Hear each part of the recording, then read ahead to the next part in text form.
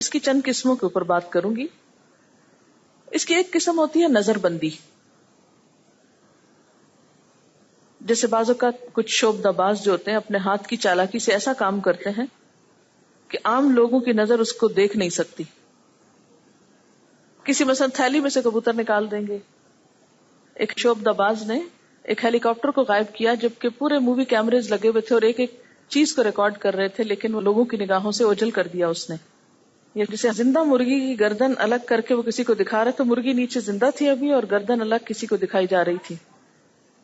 یہ ایک بچے کو ایک تھیلی میں رسیوں کے ساتھ باندھا، اوپر چادر ڈالی تو دیکھا تھوڑی دیر کے بعد وہ بچہ جو ہے وہ کرسی پہ بیٹھا ہوا تھا. یہ چھوٹے چھوٹے پیپر کے پیسز کھا کے اور بہت بڑا سا کاغذ باہر نکالا، جسے ہاتھ کے اندر سے کوئی رومال نکال لیا، اور بسا اوقات کسی چیز میں ایک بچے کو ڈالا تو دوسری طرف سے مرغا نکالا، یعنی ظاہر میں کچھ اور تھوڑی دیر میں کچھ اور تبدیل. بہت سارے تو ٹرکس ہوتے ہیں، لیکن کچھ چیزیں ایسی ہیں کہ جو نظر بندی کہلاتی ہیں، اور اس کا ذکر قرآن پاک میں بھی ہے. یعنی جادوگر ایک ایسا خیال ڈالتا ہے لوگوں کے ذہنوں پر کہ جس سے انہیں اشیاء کی حقیقت کچھ اور نظر آنے لگتی ہے. مثلا جب موسیٰ علیہ السلام کا مقابلہ فرعون کے جادوگروں کے ساتھ ہوا تو انہوں نے کیا دیکھا؟ موسیٰ علیہ السلام نے کہ جادوگر جو بھی رسیاں اور لاٹھیاں لائے وہ ساری کی ساری سانپوں میں تبدیل ہو گئی. اس کے بارے میں قرآن پاک میں آتا ہے سحروا اعین الناس، انہوں نے لوگوں کی آنکھوں کو مسحور کر دیا، نظر بندی کر دی. پھر اس میں نظر بندی کے علاوہ خیال پر اس طرح اثر انداز ہو جاتا ہے ایک شخص کہ چیز کچھ سے کچھ نظر آنے لگتی، یعنی قوت خیال سے کام لیا جاتا ہے. ٹیلی پیتھی کا بھی آپ نے سنا ہوگا کہ آپ خیالات کے ذریعے دوسرے کو میسج بھیجتے ہیں کہ وہ آپ کی طرف متوجہ ہو. تو ہپنوٹائز کر کے بسا اوقات دوسرے کے ذہن پہ ایسا اثر ڈالا جاتا ہے کہ وہ کسی بھی چیز کے بارے میں اپنی رائے تبدیل کر دیتا ہے. یہ بھی سحر کہلاتا ہے. اس کے بارے میں بھی قرآن پاک میں آتا ہے یخیل الیہ من سحرہم انہا تسعی، ان کے سحر سے موسیٰ علیہ السلام کے خیال میں یہ بات آنے لگی کہ یہ رسیوں کے سانپ دوڑ رہے ہیں. یخیل الیہ لفظی ترجمہ آپ دیکھیے، خیال ڈالا گیا اس کی طرف. کس کی طرف؟ موسیٰ علیہ السلام کی طرف. یعنی موسیٰ علیہ السلام کا خیال تبدیل ہو گیا. کس وجہ سے؟ من سحرہم، ان کے سحر کی وجہ سے. اور انہیں کیا محسوس ہونے لگا؟ انہا تسعی، کہ گویا یہ رسیاں اور لاٹیاں دوڑ رہی ہیں. تو پھر سحر کیا ہوتا ہے؟ کسی کے خیال پر اثر انداز ہو جانا. تو بعض اوقات یہ بھی ہوتا ہے کہ کچھ لوگ ایسے عمل کرواتے ہیں کہ کسی لڑکی کو یا کسی لڑکے کو اس جادو یا سحر کے اثر سے اپنی طرف متوجہ کر لیتے ہیں. آپ نے بسا اوقات سنا ہوگا کہ ایک بچی بہت اچھی، بہت نیک، بہت شریف، اچانک ہی اس کو کیا ہوتا ہے، وہ کسی لڑکے کے سحر میں گرفتار ہو جاتی، پھر وہ ماں باپ کے ساتھ بدتمیزی کرنے لگتی ہے. اس کے اندر یوں لگتا ہے جیسے کوئی شیطان آ گیا ہو. اسے ماں باپ کی عزت کی پرواہ نہیں ہوتی، کسی کی نہیں. وہ کہتی کہ بس مجھے اسی کے ساتھ شادی کرنی ہے، اور وہ سب خاندان کی روایات اور عزتیں لٹا کر بسا اوقات گھر سے بھی نکل جاتی. حالانکہ سب کیا کہتے ہیں، وہ ایسی تھی نہیں، وہ ایسی ہے نہیں، یوں لگتا ہے اس کے اندر کوئی شیطان آ گیا ہے. تو بسا اوقات ایسے کام بھی کیے جاتے ہیں. پھر اسی طرح یہ بھی ہوتا ہے بسا اوقات کہ کسی چیز کی حقیقت بدل دی جاتی، جیسے ابھی بات ہوئی نا شعبدہ بازی کے ذریعے. مثلا کسی انسان کو جانور بنا دینا، یا جانور کو انسان کی شکل میں لے آنا، یا کسی کو پتھر بنا دینا.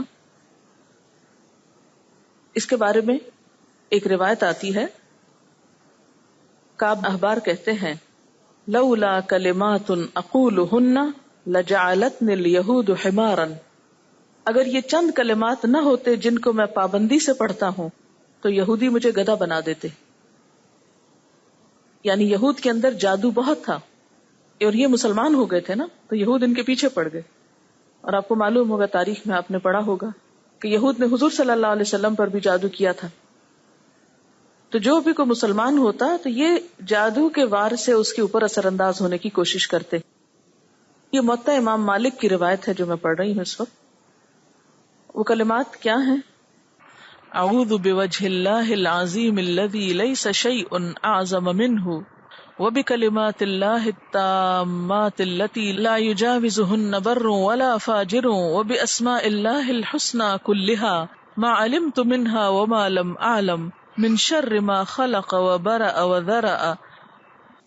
بہت ہی بہترین دعا ہے. جب آپ کو کسی قسم کا کوئی وسوسہ تنگ کرے، کوئی وہم آنے لگے، کوئی خوف آنے لگے، کوئی فکر آنے لگے کہ فلاں میرے ساتھ یہ کر دے گا، فلاں مصیبت آ جائے گی، تو فوراً یہ دعا پڑھ لیا کرے بیٹھے بیٹھے.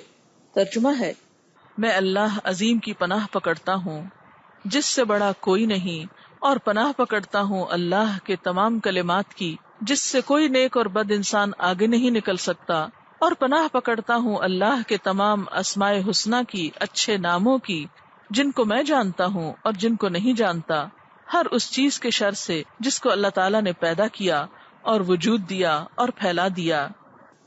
تو کتنی خوبصورت دعا ہے یہ. عام طور پر جب جادو کیا جاتا ہے تو اس میں شیاطین کو خوش کیا جاتا ہے. ایسے منتر پڑھے جاتے ہیں جس میں کفر اور شرک کے کلمات ہوں. نمبر 2، کواکب یعنی ستاروں اور نجوم کی عبادت کی جاتی اور اس میں بھی شرک ہوتا ہے. نمبر 3، ایسے اعمال کیے جاتے ہیں جو شیاطین کو بہت پسند ہوتے ہیں. مثلا کسی کو ناحق قتل کر کے اس کا خون استعمال کرنا، پھر جنابت یا نجاست کی حالت میں رہنا، طہارت نہ کرنا. اور کہا یہ جاتا ہے کہ سحر عام طور پر ان لوگوں کا کامیاب ہوتا ہے جو زیادہ گندے اور نجس رہتے ہیں، پاکی اور اللہ کے نام سے دور رہتے ہیں، خبیث کاموں کے عادی ہوتے ہیں. بعض عورتیں حالت حیض میں جادو کا کام کرتی ہیں کیونکہ ان دنوں میں جادو کا کام زیادہ اثر کرتا ہے.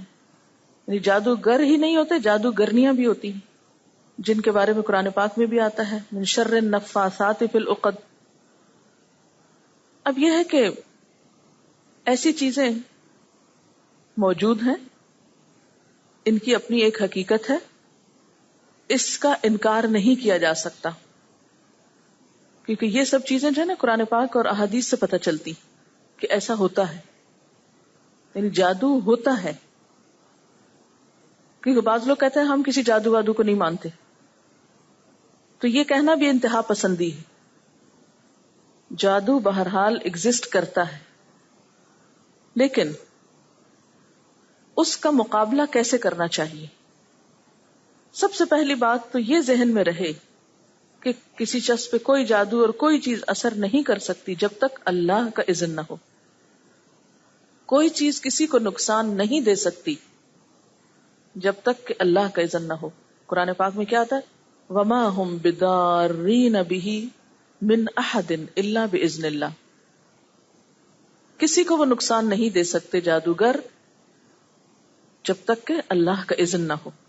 اس لیے اس بات پر ہمیشہ یقین رکھیے، ایمان رکھیے، اعتماد رکھیے، اور کسی جادو سے مت گھبرائیے اور نہ خوف کھائیے اور نہ پریشان ہوئیے اور نہ ایکسپلائٹ ہوئیے کہ کوئی آپ پر جادو کر دے گا تو آپ اس کے زد میں آ جائیں گے اور آپ اس کا شکار ہو جائیں گے، یا جادو کی وجہ سے کوئی آپ کا نقصان کر دے گا. ہرگز نہیں، اگر اللہ نہیں چاہے گا.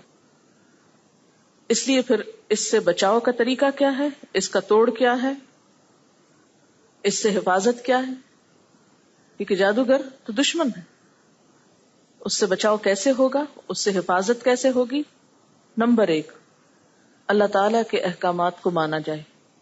نماز نہیں پڑھتے تو نماز پڑھیے، روزہ نہیں رکھتے تو روزہ رکھیے، زکوٰۃ نہیں دیتے زکوٰۃ دیجیے. نمبر 2، تمام حرام کام چھوڑیے. جن چیزوں کو اللہ نے حرام قرار دیا ہے، زنا ہے، شراب ہے، سود ہے، ان چیزوں کو چھوڑنا ہوگا. نمبر 3، تمام صغیرہ کبیرہ گناہوں سے معافی، توبہ، کیونکہ ان اللہ یحب التوابین ویحب المتطہرین. بے شک اللہ محبت رکھتا ہے توبہ کرنے والوں سے اور پاک صاف رہنے والوں سے.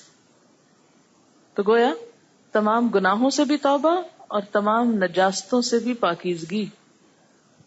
پاک صاف رہنا شروع کیجیے. صحیح طور پر طہارت، صحیح طور پر اپنے بالوں کی صفائی، ہر قسم کی ظاہری اور باطنی نجاستوں سے بیزاری. کیونکہ جادو وہاں زیادہ اثر کرتا ہے جہاں گندگی ہوتی، کیونکہ گندگی سے اٹھتا ہے تو گندگی پہ ہی جاتا ہے. تو جو لوگ صاف ستھرے رہتے ہیں، وضو کرتے ہیں، نماز پڑھتے ہیں، اللہ سے توبہ استغفار کرتے ہیں، ان پہ جادو نہیں اثر کرتا، یا اس کے چانسز بہت کم ہو جاتے. پھر اسی طرح قرآن پاک کا پڑھنا، اور خاص طور پر سورۃ البقرہ کا پڑھنا، کہ جس گھر میں یہ سورت پڑھی جاتی ہے اور خاص طور پر شروع اور آخر کا حصہ، تو وہاں پر جادوگروں کا زور نہیں چلتا، وہ ہر چیز سے حفاظت کے لیے کافی ہو جاتی.